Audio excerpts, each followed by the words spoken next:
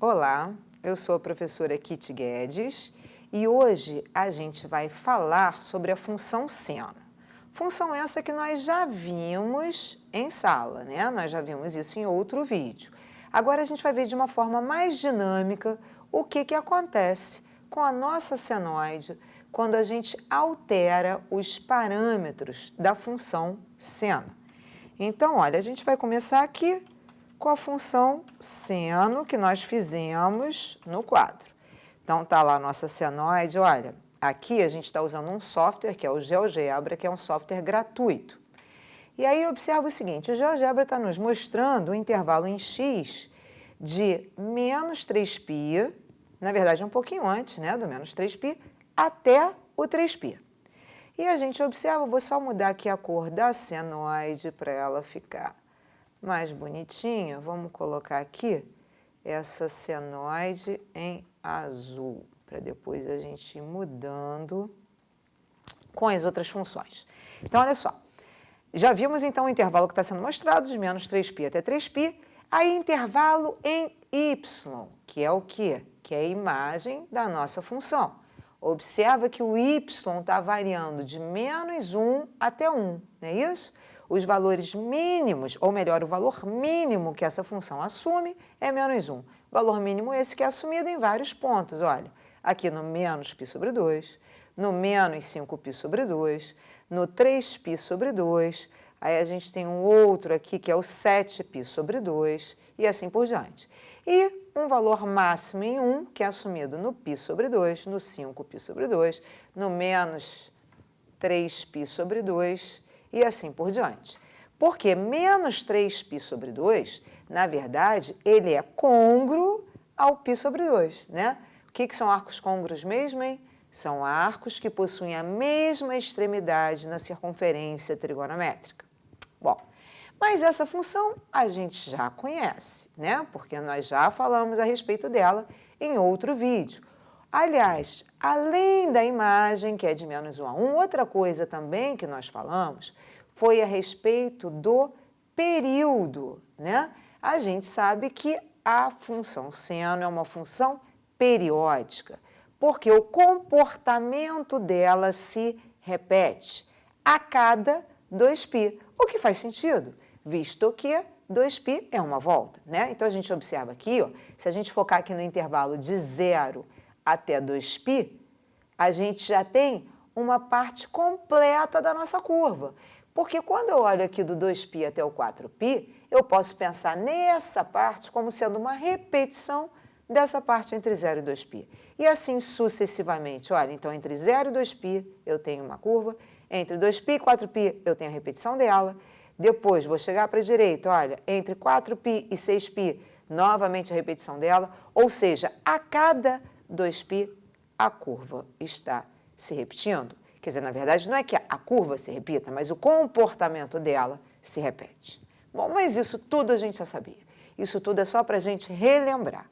Agora, o que eu quero fazer? O que eu quero fazer é alterar alguns parâmetros dessa função. Como assim? Pensar o seguinte, se a gente pegar essa função e acrescentar um valor a ela, por exemplo, se eu somar 2 a essa função, se eu somar 2 a essa função, o que vai acontecer com a nossa senoide? Vamos pensar. Se a gente soma 2 a cada um dos pontos, por exemplo, os pontos que possuem imagem 0, quando a gente somar 2, eles passaram a ter imagem 2. Os pontos que possuem imagem 1, quando a gente somar 2, passaram a ter imagem 3. Os pontos que têm imagem menos 1, quando a gente soma 2, passaram a ter imagem 1. Vamos ver graficamente o que isso representa. Vamos chamar essa nova função de g de x. G de x, então, vai ser 2 mais a função f, que é seno de x. Olha lá, e o GeoGebra já fez. O que a gente observa? A gente observa que a nossa senoide foi transladada de 2 unidades para cima. Ou seja, ocorreu uma translação vertical de 2 unidades para cima.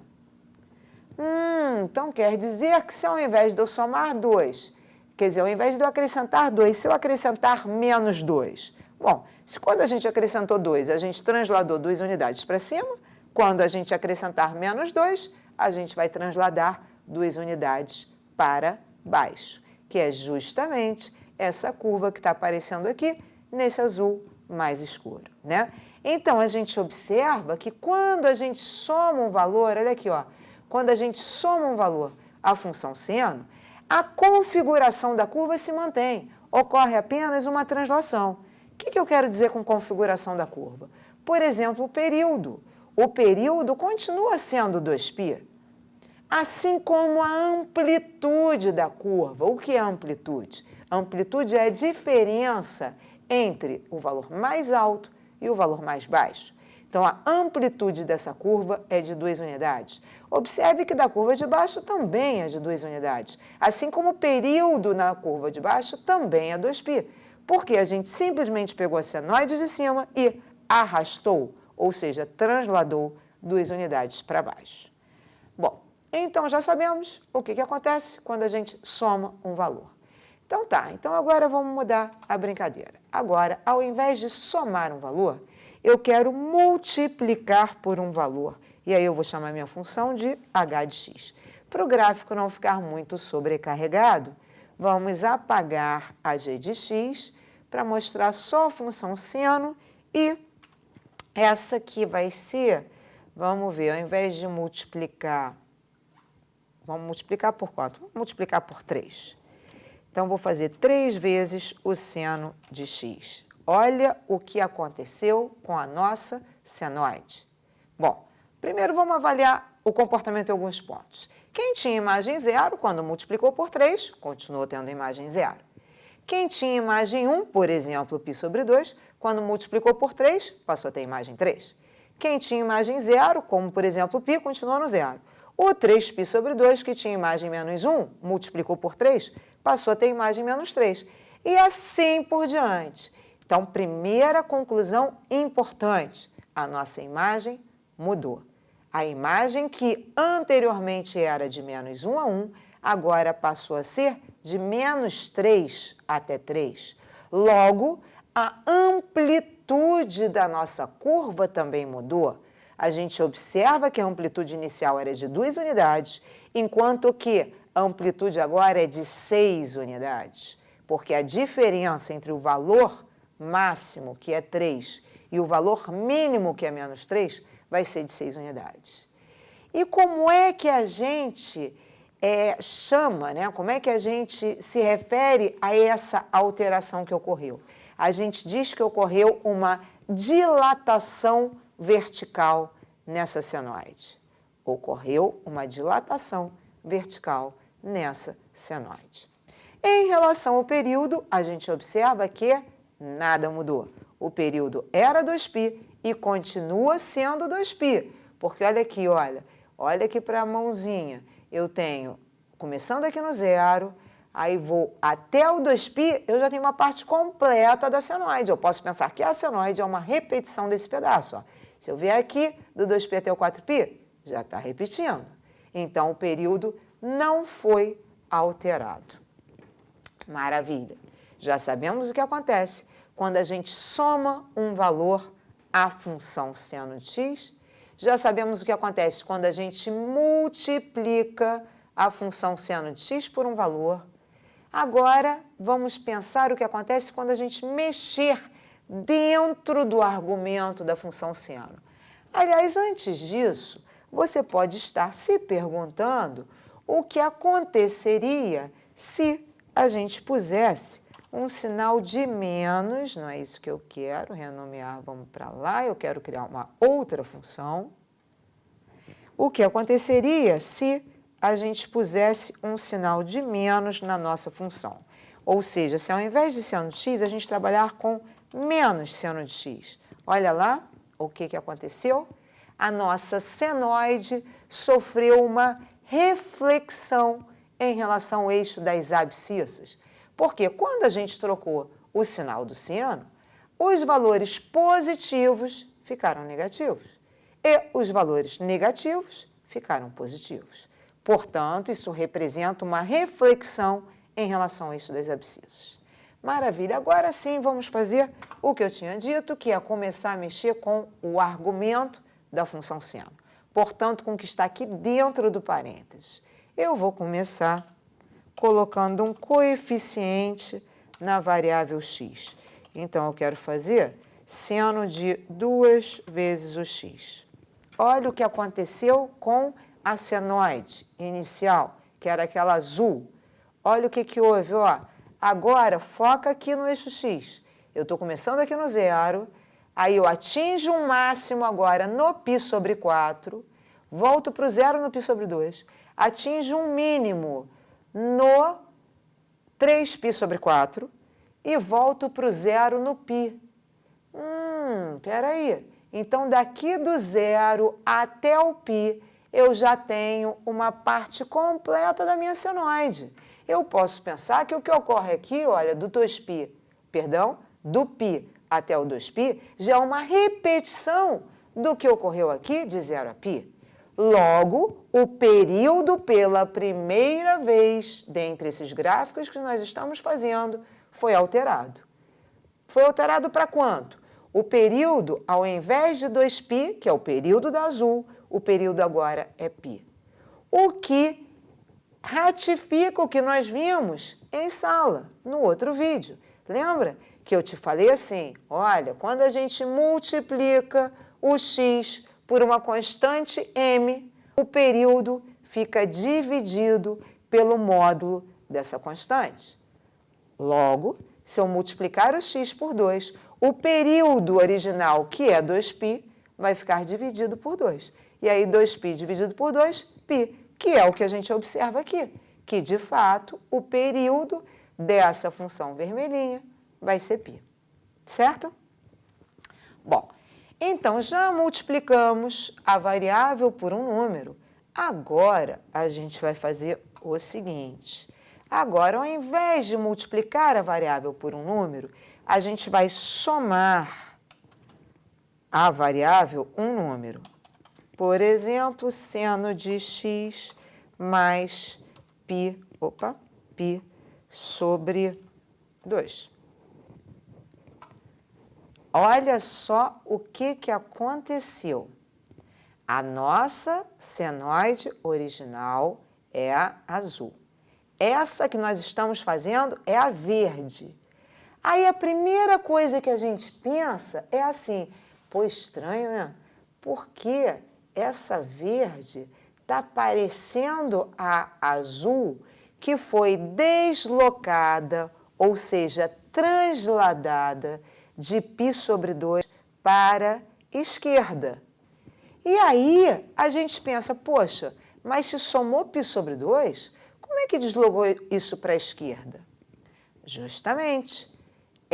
Parece não ser intuitivo, quer dizer, o natural, inclusive, é o nosso cérebro pensar assim, poxa, se somou π sobre 2 ao x, eu vou deslocar π sobre 2 para a direita. Mas não é. Por quê? A gente sabe, por exemplo, que um dos valores cuja imagem é zero é vou pegar aqui, o π, né? Olha aqui para azul. A gente está vendo aqui que a imagem do π é zero. Claro, porque seno de π, nós sabemos que é zero. Beleza. Só que agora o meu argumento não é mais o x, ó, tá vendo? Aqui nessa função, ó, aqui na seno de x, o argumento era o x. Agora o argumento não é mais o x, agora o argumento é x mais π sobre 2. Então eu tenho que pensar assim, para que a imagem seja zero, o x mais π sobre 2, que é o novo argumento, tem que ser igual a π, porque seno de π é zero. Só que se eu igualar x mais π sobre 2 a π, eu vou encontrar que o x é π sobre 2. Ou seja, aquele ponto que antes estava no π, agora o valor do x não é mais π, o valor do x é π sobre 2. Entende? Por quê? De novo, vou repetir. Porque x mais π sobre 2 igual a π vai dar x igual a π sobre 2. Então, esse pontinho que estava aqui no π vai ser transladado para o π sobre 2. E assim sucessivamente. Conclusão. Quando eu acrescento, quer dizer, quando eu somo um valor ao x, isso representa uma translação horizontal. se eu somar um valor positivo, essa translação horizontal é para a esquerda. O que quer dizer que, se eu somar um valor negativo, ou seja, se eu subtrair, a translação horizontal será para a direita. Ó, mudei aqui o sinal para subtração, mas ainda não dei o Enter. Vou dar um Enter, foca lá, para ver o que vai acontecer com a senoide que está em verde. Olha lá, tá vendo que agora a verde é o quê? É a azul transladada de π/2 para a direita, certo? Bom, aí olha só, a gente já falou bastante sobre a função seno. Agora, vamos dar já uma ideia do que vai acontecer na nossa próxima aula, lá no quadro, que vai ser sobre a função cosseno. Então, olha, aqui na entrada, eu vou entrar com uma nova função. Primeiro, eu vou apagar aqui a p de x, olha. Quando eu clico aqui, ela não está querendo apagar, vamos tentar, pronto, apagou. Então, aqui na entrada, olha, eu vou colocar uma nova função que eu vou chamar de c de x, que vai ser a função cosseno. Só para a gente ver como é o gráfico do cosseno. Ué, estranho, hein? Peguei aqui o cosseno, que é essa que está em cinza, olha só o que apareceu. Mas espera aí, o gráfico do cosseno também é a senoide? Porque esse gráfico aqui em cinza nada mais é do que esse gráfico azul que foi transladado, né?